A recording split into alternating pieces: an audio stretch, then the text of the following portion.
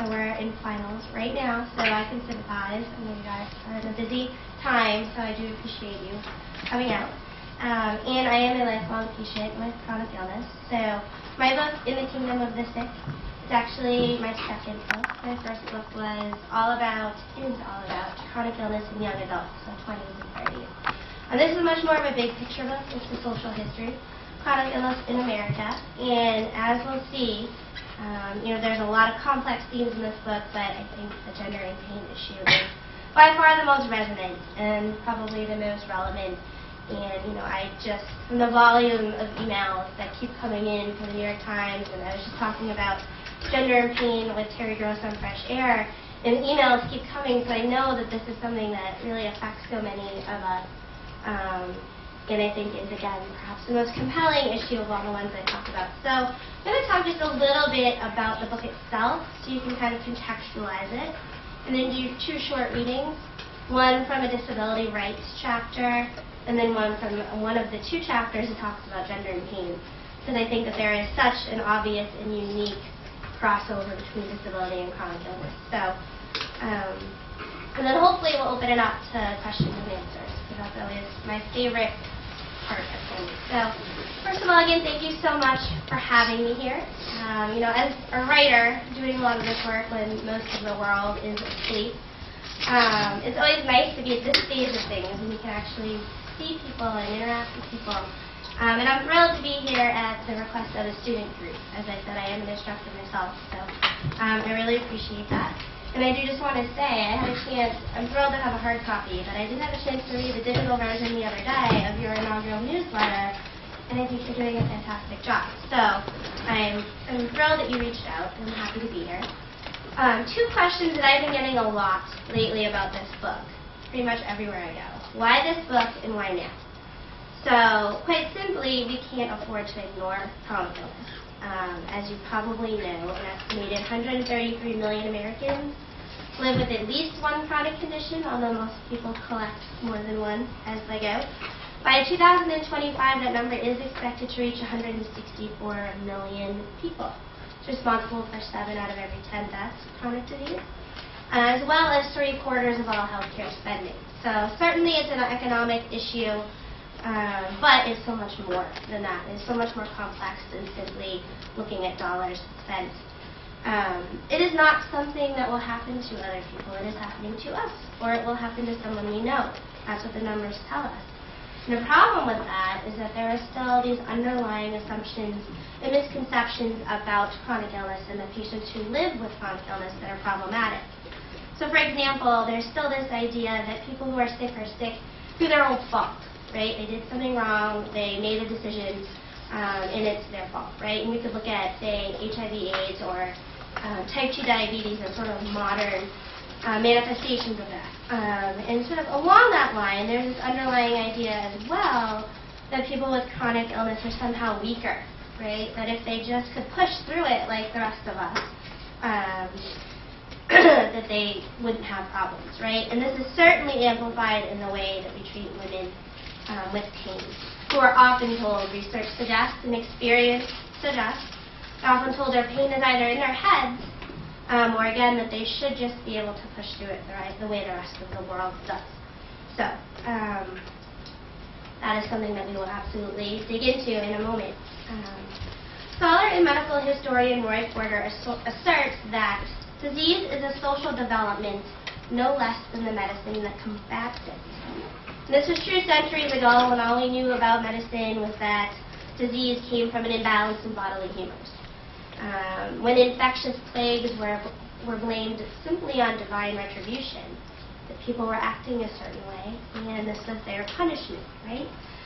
When people with tuberculosis were shipped off to the sanatorium in the 19th century, or when people with diseases like multiple sclerosis were considered simply nervous or hysterical. Right? We will see many instances where, despite the origins of illness, the ways in which society responds to it are not actually all that far apart. So In the Kingdom of the Sick is a social history of chronic illness, not a straight linear history, because I found it was absolutely impossible to take out the physical experience of living with illness from the culture and the social norms and the technology that surrounds each of us. There's very dynamic interplay of the world that we live in and how that influences our experience of patienthood. Inevitably, and sort of to my surprise as I was doing it, but it makes so much sense now, it became as much a social history of activism as it did of disease, because I found it was equally hard to look at any major breakthrough in patient rights or science breakthrough without looking at the activists and advocates who fought for it. And so you can almost see this nice line of social justice throughout the book. So it is a chronological book in some ways. It does really start to pick up in post-World War II America, which was this really interesting era, what one scholar called irresistible progress, where we really believed between antibiotics and vaccinations that we were on the cusp of curing everything that ailed us, right? Medical science was the gold standard. It would get us where we needed to go. We had somewhat hubris about that. It was also a very interesting point of time because since we were getting vaccinated and we weren't succumbing to communicable diseases in the same way, we were simply living long enough to acquire chronic diseases in larger numbers. So it was this very sort of influx period, and that's really where the book takes off. So as I mentioned, I am a lifelong patient with chronic illness myself. So those experiences definitely inform the writing of this book. I have a rare genetic respiratory condition called primary ciliary dyskinesia, or PCD. The easiest thing that I say is it's sort of like cystic fibrosis, which people are a little bit more familiar with. 400 people have been appropriately identified with PCD in this country, so the number is small. Up to 25,000 people are suspected to have it, which just tells you how difficult it is to diagnose, like most rare diseases. So, there are 7,000 rare diseases that affect almost 30 million Americans, but most of us have very long diagnostic journeys to get to that point. So, and as I mentioned, I do also teach writing for the health sciences at Northeastern. And the title from this book actually came from the Susan Sontag essay that I forced my wide-eyed freshmen to read one semester several years ago. And it's From Illness as a Metaphor, which I don't know how many of you are familiar with that or have read that. But the quote that the book's title comes from reads, "Illness is the night side of life, a more onerous citizenship. Everyone who was born holds dual citizenship in the kingdom of the well and in the kingdom of the sick. Although we all prefer to use the good passport, sooner or later each of us is obliged, at least for a spell, to identify ourselves as citizens of that other place." And so for me, writing this was sort of a blurring of all of those passports as a writing instructor, a patient, and a health science writer. So I do want to jump into the book now so that we can read the passages and then hopefully have a good conversation about the issues. So as I mentioned, this is a chronological book, and it does pick up in the 40s and 50s. And in the early chapters, I explore patient rights, medical ethics and decision-making, and then the various social justice movements of the 60s and 70s. So civil rights movement, it's sort of how that influenced the disability rights movement, and then how that influenced the women's health movement. Now, all of those really speak to the experience of being a patient today. So I was especially interested in exploring the disability rights movement, as we know that there is this really unique tension between chronic illness and disability. Some people with chronic illnesses are disabled by them, while some people with physical disabilities and impairments are not necessarily considered chronic illness. So there's some really interesting semantic distinctions there. And the power of language and its ability to sort of confer community on patients, I think, is a really interesting aspect of that as well. So the disability rights movement of the 60s and 70s is a really great example of cross-disability rights activism. So till that time, individual impairment groups had sought these sort of modest gains, but it wasn't until they really mobilized together and said, let's set aside our impairment-specific agendas and focus on these universal ideas of human respect and dignity, that you see these much bigger accomplishments. And I think that that's a really interesting thing to look at from the point of view of chronic illness, because we have yet to see that same type of mobilization. And I think that was one of the biggest questions I thought of as I wrote the book was, will we ever? Right? And I think, chronic illness is a static term. right? It's something that's treatable but not curable. Yet there are thousands of conditions that are now considered chronic. So will we ever get to that point where we're all sort of mobilizing for these common goals? I'm not sure. I don't think so, and I think that's a pretty complex story that maybe we'll get to.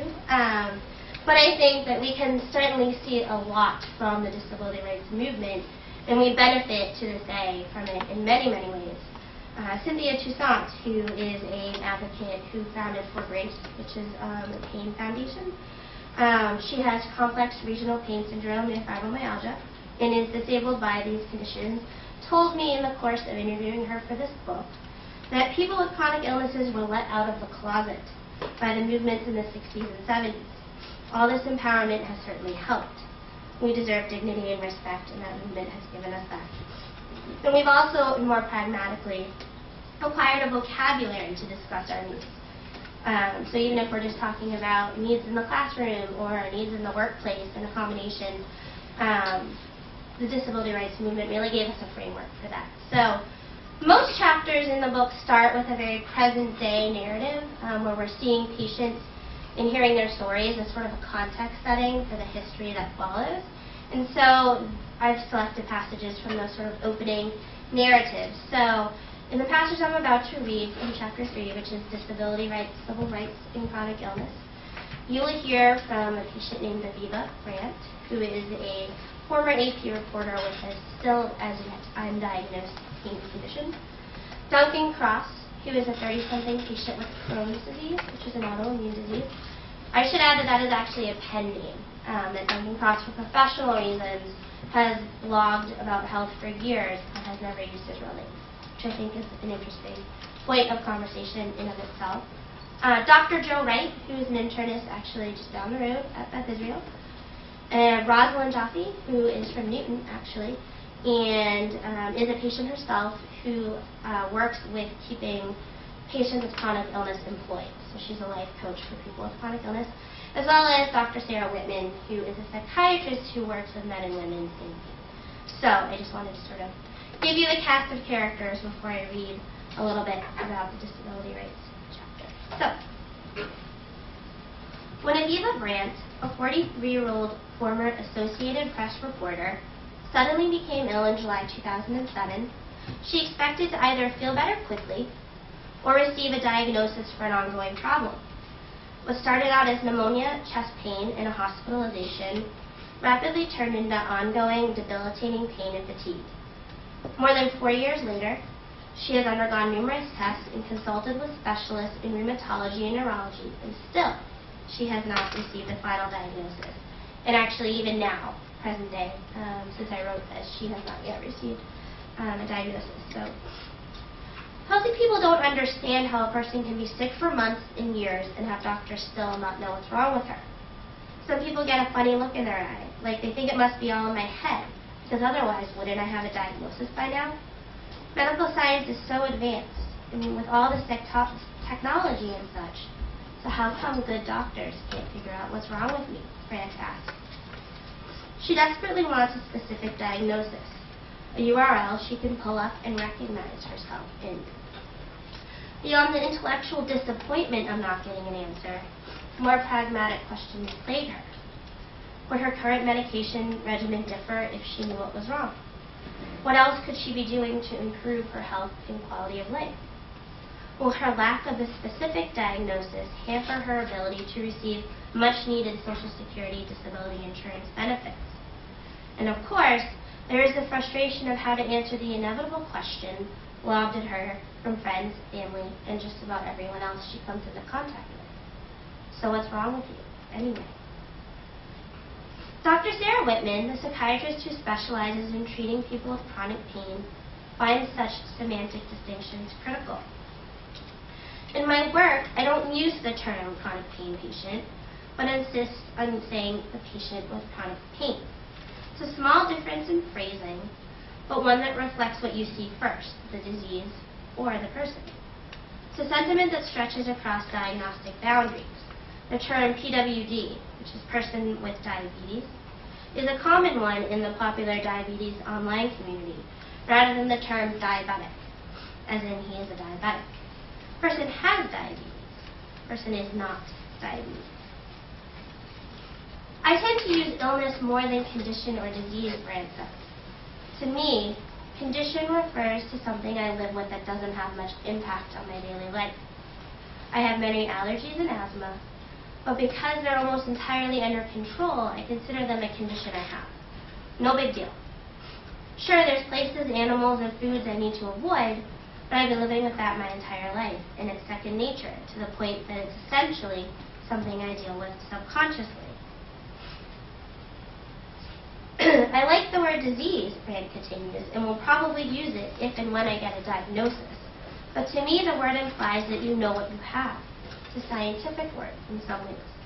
And since I'm in limbo land, it doesn't feel like I have the right to use it yet. Patients don't want to be reduced to a laundry list of symptoms or a disease label, yet science matters, and the words we choose to describe and categorize illness have enormous reach. A label can bestow many things: a medical billing code for insurance purposes, course of treatment, entree to a particular community of like patients, validation of physical symptoms. On the other hand, the lack of a label or classification radiates complexity outward, from personal doubts and skepticism to difficulty securing necessary benefits or work accommodation. Ambiguity is often the enemy of patients. The relationship between illness and disability is equally complicated. Not everyone with a physical disability has a chronic illness. Not everyone with a chronic illness is considered disabled. But there is a lot of crossover. Writer Susan Wendell makes a useful distinction between what she calls the healthy disabled and the unhealthy disabled. The healthy disabled are those whose physical symptoms and limitations are fairly stable and predictable. She writes, "They may be people who were born with disabilities or were disabled by accidents or illnesses later in life, but they regard themselves as healthy, not sick. They do not expect to die any sooner than any other healthy person their age, and they do not seek or need much more medical attention than other healthy people. Population in this group is in flux, since some conditions do progress, and as Wendell notes, some people with relatively stable disabilities have other health conditions, but in general, they are considered healthy." The metaphor I keep returning to is curb cuts. If you're an able-bodied person navigating a city sidewalk, you probably don't notice curb cuts. But if you're in a wheelchair, they make all the difference in the world, observes Duncan Cross. Lots of places used to build sidewalk curbs with total disregard for the fact, because they had no awareness of the wheelchair user's experience. Finally, folks in wheelchairs were able to get the message through. Those 3 inches of concrete might as well have been Hadrian's Wall, from their perspective. And most places started building their sidewalks differently as a result, he says. There's not a similar awareness of the challenges facing sick people, nor a sense that people with chronic illness should be able, that positive action should be taken to encourage them to participate in society process. With visible disability, noticeable symptoms are both cause for comment and discrimination, as well as the evidence through which individuals can access resources and accommodations. With invisible illness, the very same lack of obvious symptoms that allow us discretion over when to disclose illness can lead to further isolation or alienation. As a college writing instructor, I've seen firsthand how challenging it can be to help students with chronic illnesses as well as mental health issues, because the procedures simply aren't always in place to support them the way they are for physical impairments or disabilities. Also, if students don't opt to disclose their illnesses to me and don't otherwise look sick, I often don't know there is a problem until the student has missed several classes and is behind and overwhelmed, which jeopardizes his or her health situation further. Further complicating the scenario for some patients, the stigma of the word disabled itself prevents them from claiming ownership of the term, even if it really might accurately describe their experiences. In her work helping professionals with chronic illness stay employed, Rosalind Joffe knows how important the language we choose to describe our symptoms is. While terms like disability or illness have varying meanings and associations for different people, Joffe says the most important thing to focus on is how that definition fits into a person's self-concept. Is it positive or is it a negative force? Language evokes meaning, she says. She doesn't like to use the term disability. In fact, preferring the term debilitating, which often more accurately depicts the status and implications of her clients' chronic health conditions. When clients use certain language or terms, she asks them what those words mean to them and how it feels when they are applied to themselves. Sometimes you have to really own these terms, she says. Is her client trying to speak to a boss and communicate needs? Is it a discussion about necessary accommodations in the workplace? That is when these distinctions extend beyond self-concept into the pragmatic, and when the internal associations of language and how we describe ourselves have repercussions in the external world.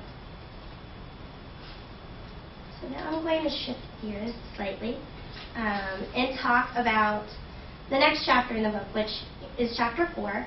And it is all about the women's health movement and its impact on modern patienthood, the modern doctor-patient relationship. And the women's health movement sort of drew a lot from the disability rights movement and that same idea of basic respect and dignity. So, as I said when I opened, excuse me, I'm a little bit under the weather. Of all the major themes in this book, the relationship between gender and illness is one of the most compelling. The shadow of hysterical illness still lingers today, and it's all in your head mentality, which I'm sure many of you have experience with or have heard of people you know having experience with, contributes significantly to delays in both diagnosis and appropriate effective treatment of many chronic and autoimmune disorders. And we can just look at some of the numbers, and actually even just in this wonderful newsletter, we can see 93% of all people who suffer from migraines are women. Women are 3 times more likely than men to develop autoimmune conditions, 2.5 times more likely to have rheumatoid arthritis, for example, 4 times more likely to have chronic fatigue, 9 times more likely to have fibromyalgia, which, given that 6 million Americans have been diagnosed with fibromyalgia, that alone is an overwhelming number. Not only are they more likely to develop pain conditions, but they are more sensitive to pain. And research also shows that women are more likely to have their pain symptoms dismissed as psychogenic or emotional. When they are treated, it is often less aggressively than men are. And women are likely to be prescribed antidepressants, or men would receive painkillers for the same symptoms. As many as 50 million American women live with a neglected pain disorder.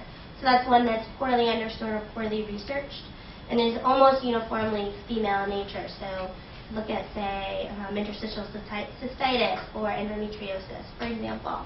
Those are just a couple examples, but lack of physician education about female pain, both neglected disorders as well as pain disorders, and appropriate pain management compounds the problem for female patients. And delays in appropriate diagnosis and treatment lead to worsening symptoms and decline in both physical and mental health. So, the 2 chapters that deal with gender and illness in this book are Chapter 4, which I said is all about the women's health movement, which I will be reading a brief passage from right now. And then Chapter 6 is all about the state of sex-based clinical research in the 1990s and early 2000s, and sort of what science can tell us about the differences in the manifestation of pain. And hopefully, getting those answers will help everybody get better answers, better diagnosis, better treatment, better respect. So, in this chapter, you will hear from 2 younger female patients. So, Melissa McLaughlin, who has appeared earlier in the book several times, and she has fibromyalgia, chronic fatigue, and a bunch of other comorbid disorders, as well as Alicia Cornwell, who has Crohn's disease, which again is an autoimmune disease that does tend to manifest in younger adulthood. So, as we'll see, age is an important characteristic to consider when we're talking about assumptions and gender bias, sort of an additional layer of complexity. because young people aren't supposed to be sick, right? We're not supposed to look it, we're not supposed to be sick. You will also hear from Dr. Sarah Whitman again, who is a psychiatrist who specializes in treating patients in chronic pain. Alicia Cornwell is a 28-year-old woman living with Crohn's disease. When she first began her diagnostic journey, she was a middle school student with stomach pains. She underwent a variety of tests, from endoscopies to barium swallow x-rays, hopeful that each step would bring her closer to an answer and to some relief. While the tests and consultations initiated her into the world of patienthood, they also signaled the start of an unfortunate but all too common cycle, dealing with the dismissal of her persistent symptoms. She was told she simply had reflux disease, but when her problems continued, so too did her tension, and as the years went on, this dismissal took on a more problematic bent, as her physical symptoms were attributed to emotional problems. At the time, my parents and I were told that my symptoms were caused by stress. I heard this for years, right up until I was diagnosed with Crohn's as an adult. In fact, I heard it so often that until last year I was convinced I was just making myself sick because I could not control my life, or even worse, that I was making up symptoms for attention, she said. The storyline evokes outdated images of emotionally fraught, fragile women attended to with smelling salts and placed in darkened rooms that are ingrained in historical attitudes towards female patients, hysterical patients. The term hysteria originates from the Greek root hystera, and it was once believed that hysteria was caused by the womb wandering through the body. Victorian-era doctors attributed hysteria to an imbalance between sexual organs and the brain. Problems that we regard today as associated with hormonal fluctuations, such as PMS irritability or postpartum depression, were also prominent in the diagnosis of hysteria, notes writer Paula Kamen. The context for this Victorian-era belief reaches back much further in history. As we know, medieval perceptions of women painted them as weaker versions of men, and their monthly cycles and hormonal fluctuations were cataloged as evidence that they were mere leaky vessels, inferior to men in ways both physical and emotional. Unfortunately, this association between female hormones and character is one that follows women well past medieval or even pre-modern times. For Alicia Cornwell, the doubt about her symptoms chipped away at her confidence, which, combined with her age and the accompanying assumption that young women are not supposed to be sick, exacerbated her underlying physical problems even more. By the time she entered college, which is when she had what she now knows as her first true Crohn's flare, she was also experiencing a worsening of her reflux disease. Whenever I saw the University Health Center doctors about esophageal pain and the newer abdominal pain, they tended to just focus on the reflux. I always felt timid around doctors, particularly men, which they often were, and my fears about my made-up symptoms caused me a lot of anxiety when I needed to get checked out. Usually I minimized my pain because I didn't want to be perceived as whiny or weak. The fact that I minimized my pain made it even easier for my doctors to routinely dismiss it, she says. When she was referred to her third gastroenterologist for her first colonoscopy at 21, he told Cornwell that he noticed redness and inflammation, but nothing more that was a cause for concern. He shifted the blame for her symptoms to her lifestyle, told her that as a vegetarian she should just eat better, and that she needed to keep her stress levels under better control, telling her that young women like her, quote, often develop nervous stomachs and irritable bowel syndrome because of stress. Melissa McLaughlin considers lack of confidence to have been an instrumental part of her long and unproductive diagnostic journey.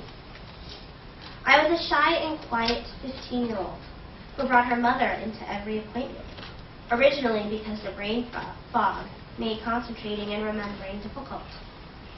They didn't take me seriously in any way, she says. Part of it has been my age, being young, shy, unwilling, and unsure of how to stick up for myself. I often found that I'd leave an appointment in tears, feeling bullied or belittled. For years, it didn't occur to me that I could argue with doctors' results, even if they were contrary to what my body was telling me, she says. I was a good girl, a hard-working, straight-A student, and determined to be a good patient, too, to do everything that they told me to do, because that was my only shot at getting better.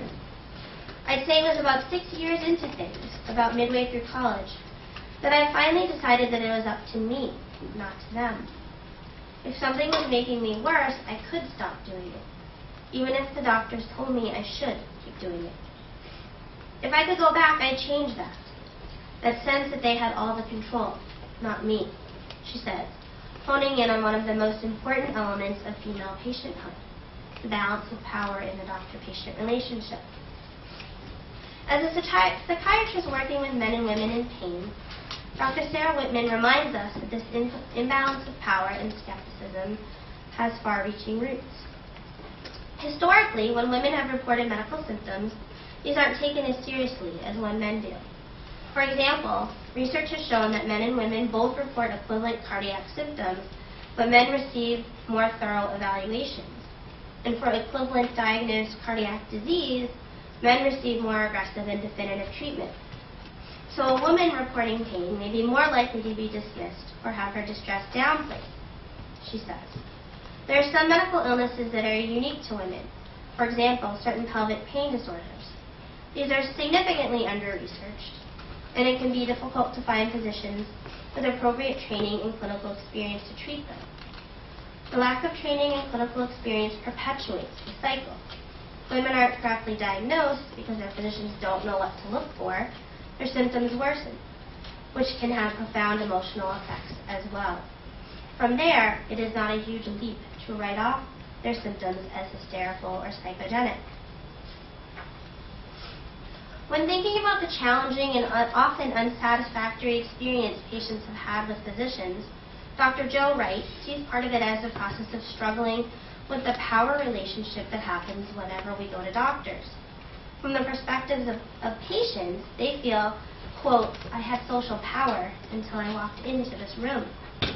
We see physicians when we are sick and when we are vulnerable, and their assessment of what is wrong with us has the potential to validate or denigrate our experiences. Activists have questioned the dynamics of what happens in that exam room. There's this real tension about what we want from our doctors and from medicine, Dr. Wright says. It is very hard for people just generally to make that individual experience political. It is what people with disabilities did. It is what feminists did. It is what people with AIDS did, when each of those sets of people revised their relationships with their doctors. Putting individual experience into broader context enabled change to happen.